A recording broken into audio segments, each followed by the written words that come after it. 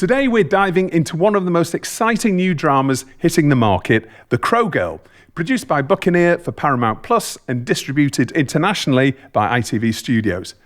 Based on the best-selling Scandinavian noir novel, this intense psychological thriller promises to captivate audiences worldwide.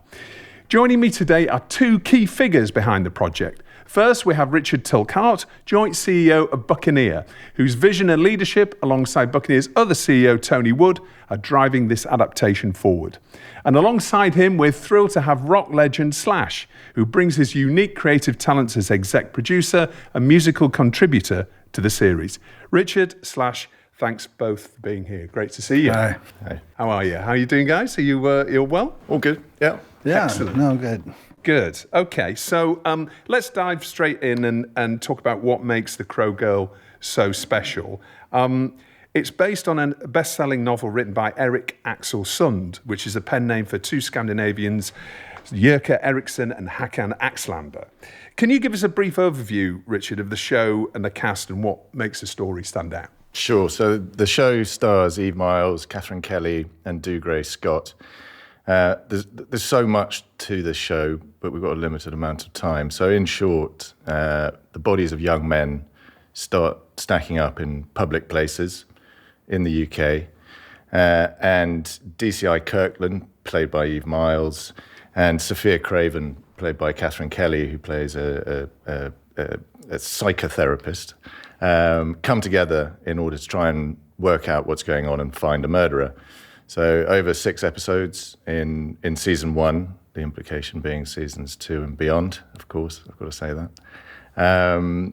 There's a number of themes in cover-ups, in lies, in abuse, and many of these are themes that run through the police force. So as Kirkland and Craven get closer to uncovering who the murderer is, the murderer also gets much closer to us. I think it's the sort of combination of the storytelling, the writing. Millie Thomas, who's a superb writer of the show, along with a number of other writers in a room with her, the location, and of course the music. Well, Slash, let's talk about the music. Well, actually, let's take a step back from that to the genesis of the project. So how did you first of all get involved in this? Because this is something you brought to Buccaneer and spoke to Buccaneer around originally. Right. Well, so I've been in the sort of movie and TV producer sandbox for a few years. And I'm always looking for new material. And I went to my literary agent and asked her what she always give me new stuff and whatnot. And she came to me with The Crow Girl, and she said, "Got to read this, it's really good." And so I loved it, and she said there's a guy named Nicholas in Sweden who's sort of her counterpart, Swedish counterpart, and he's representing this book. So I got in touch with him, and we pursued selling it, And next thing you know, Buccaneer came up, and I'm very familiar with Buccaneer because they've got some shows I'm really fond of. And so they took an interest in it, and that's how it started. Yeah. Well, they seem to be the perfect production partner. I was so happy that, if nobody else had come to the table, just having them, be interested was great. Yeah, of course, because Buccaneer responsible for Crime and Marcella. Yeah. So what is it about, when you read the novel, what is it about the novel that, that really sort of sucked you in, if you like? Well, I'm a horror and thriller. That's my bag, and this particular story had to have been one of the most darkest cop stories that I'd read in a long time, and it has a lot of. Not until the very end do you really find out what's going on. It's a really great twisty tale, and the characters are great, and it's very original as far as the subject matter. I'm not going to get into that because the disassociative, all that stuff. Anyway, but yeah, so it's just one of those things that spoke to me. Okay, and now MIPCOM, Richard, is obviously one of the most important markets in the world for television content. What makes The Crow Girl particularly suited to an international audience? Well, I think it touches on a number of themes that is nothing to do with any one particular country, whether it's family, mental health, immigration, corruption at institutional level.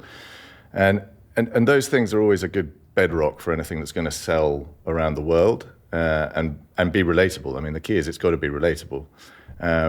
With any show, and at Buccaneer we always go on about this, any show, you've got to have emotion, you've got to have great acting, and that really comes in spades in this show with the cast that we've got and with Millie's writing and the response that the actors had to that. And so when it comes to how other countries view what they want to buy, whether it's in the English language or other languages, particularly if somebody is going to be watching a show in a foreign language, for many people English is a foreign language, and either they pick it up as a dub or a sub or whatever it may be, if the acting is good, the story is good, people see through all of that. It's a thing of the past now. I mean, Netflix really did a great job on allowing us to not be stuck to a show that is in our own language. And this show originated from Scandinavian writers and a Scandinavian book, and it's translated really well over to being set over here. But all of those points that I make about what makes a good show, if they're in there, and genuinely I feel they are in there in spades in this show, it comes through for any audience wherever they are. So I think ITV Studios will have a very easy time selling this. No pressure, ITV Studios. Right. Well, it's a psychological police procedural thriller. And there's lots of complex material, as Slash mentioned, within the show. How do you go about adapting that for television and making it accessible? Or do you not? Do you not try and make it accessible? Do you just stick as close as you can to that source material? I mean, the books are, it's a trilogy of books. I mean, in the US and UK, it was released as one book, but the book itself on first reading, Tony Wood, my business partner, and I really scratched our heads a little bit about how you go about adapting this for TV, because it did need a lot of work. And, Tony, along with Katie Barrett on our team at Buccaneer, went about pulling it apart with Millie Thomas and a team of female writers in a way that it was definitely the most complicated one we've ever done. Yeah, it's a very dense book. Yeah, there's a lot of different stories all going on at the same time, and so I think Tony and Millie as well did a great job, sort of simplifying it enough so that it was easy to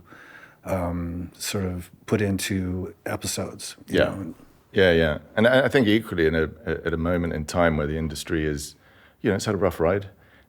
Whichever side of the business you're on, whether it's distribution, production, whatever, it's been a tough time, and a lot of people are playing safer bets at the moment than necessarily the Kroger is. So for Paramount and ITV Studios to see what it could be was refreshing. I mean, they've been great partners from the beginning, allowing us to and trusting us to take this story and do with it as we did, and having Slash as a partner and exec producer on it, and knowing what the music was going to be alongside Lorne Balfe, it plays a huge part in this show.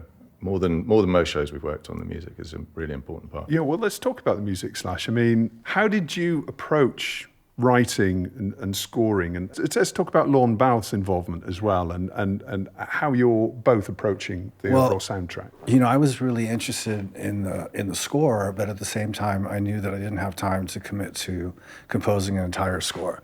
So Tony introduced me to Lorne, and Lorne's done pretty much all of the Buccaneer programs. And so he and I got together, and he really, he's phenomenal. And so he sort of took on the lion's share of scoring the entire show. And then I just started contributing pieces of music. I would write on the road and then send them to him, and he would sort of find the right, I was just writing to the script, and he would write it into the scenes.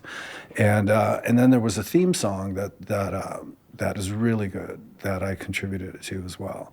And so it was just, it's such a moody piece, and he put this great bedrock down for me to be able to sort of bounce off of and put my ideas into. Yeah. So what it was interesting, you say there you were writing to the script. Mm-hmm. I mean, even before you saw the script and actually thinking back to the actual novel, did you have a mood in mind? It's I get musical ideas from books and stories and as well as scripts. So I can read something and start to imagine a musical, sort of a melody for that.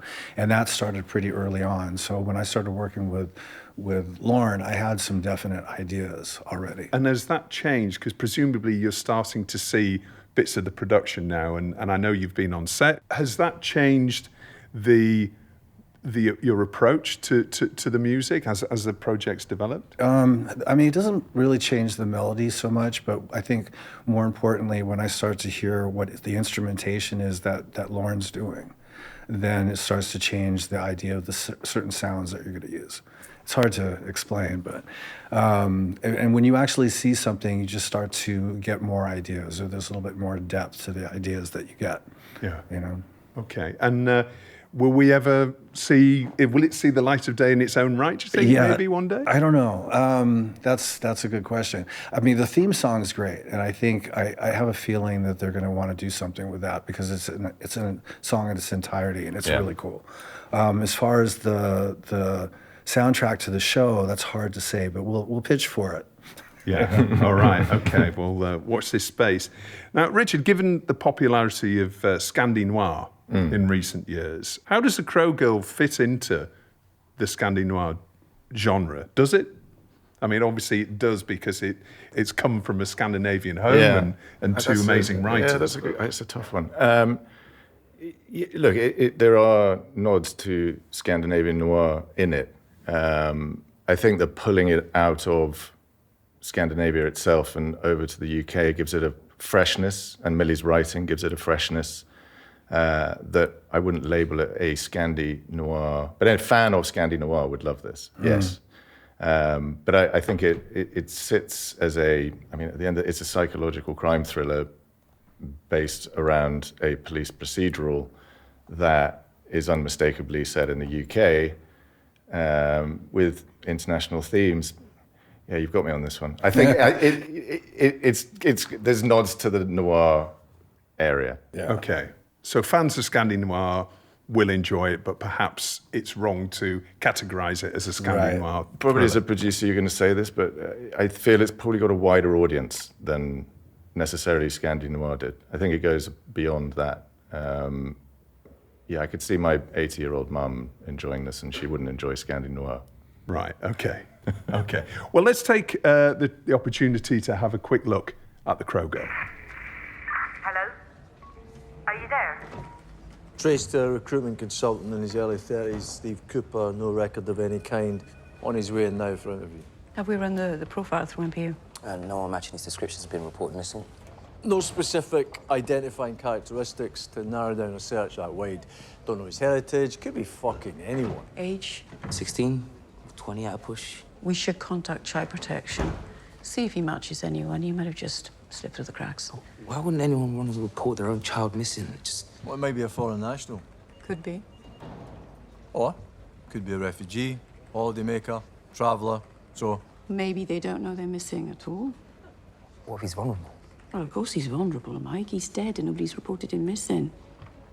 Right, I want all CCTV within half a mile radius. I'm talking buses, shops, camera doorbells, the works, okay? And you lot, I want you door knocking down Broad Street and Taylor Court, Corn Street. I need a full picture on this. Somebody has left a body in a public place. They want him found. I want to know why. See, the thing is, Lou, you know I'm going to ask to see that, and I know it's going to be a shit meme. Why would you interrupt a murder inquiry with a shit meme? Was it funny, Mike? Was it a shit meme, Mike? I didn't get it. Frick. I didn't. Okay, let's have a look. I was just... Let's have a look! Kidding it, point made. Fuck's sake. Oh, wow, look at that. Okay. Wow. Okay, well, explain it to him. I mean, that's how the best jokes work, right? Mike, I swear to God. It's Carol Lowry. The dentist who was booked this morning for unholy amounts of child in porn. Possession and distribution of child abuse images. No. That you were up to speed, Mike. Is that funny? No, it isn't, is it? You get used to him. And if you're going to interrupt me, at least make it fucking funny. Maybe swap out Instagram for news, okay? I want every inch of that bag checked, you understand? Forensics are doing tests as we speak. Eva said that the liquid on the bag is probably piss. Well, she said it smelled like piss anyway. So the show obviously has these dark psychological elements to it, Slash. How do you think it's going to balance that intensity with entertainment as well? Because at the end of the day, you know, this is in an entertainment medium. And how will it entertain without perhaps overwhelming? Well, I mean, the brilliance of this show is it is dark and foreboding in a lot of ways, but it's cast so well and the writing's so good. It's really entertaining. It's very engaging, and some of the subject matter is a little, it's a little disturbing, but it's sort of balanced out by the way that it's projected. Yeah. So it's not off-putting. Yeah. Particularly, I think, the characters played by Eve Miles and Dougray Scott, the writing has a bit of levity to both of those characters, and Eve and Dougray's comic timing is very good. I mean, it's certainly not a comedy, but the way they bounce off each other can sometimes pull you away from the dark subjects that Slash was referring to, which, there is a few in there. Yeah, and there's a lot of personal stories that are going on at the same time. So it sort of gives a little bit of, it brings it home a little bit. Yeah. So it's airing on Paramount Plus in early 2025. You touched on it earlier, Richard. Is there scope for further spin-offs or further series? Yeah, absolutely. I mean, we are left with an absolute whopper of a cliffhanger on the end of season 1, and the stories from the books allow us to go further. I think if you wanted to go on and on with this, you could. But certainly it's left with viewers will be wanting a season 2. And Slash, so after The Crow Girl, are you planning any more TV and film projects? Is there something on the horizon for you? I have a couple film projects that are in development, and one of them that's about to come out next year. So that production's done already. So I'm still, I'm very much into this. As far as TV is concerned, I was fortunate to be able to work with Buccaneer. It's really the first TV production that I've done. And then finally, for the buyers watching this at MIPCOM, what would you say is the one admissible reason why they should buy The Crow Girl for their viewers? Because it's good.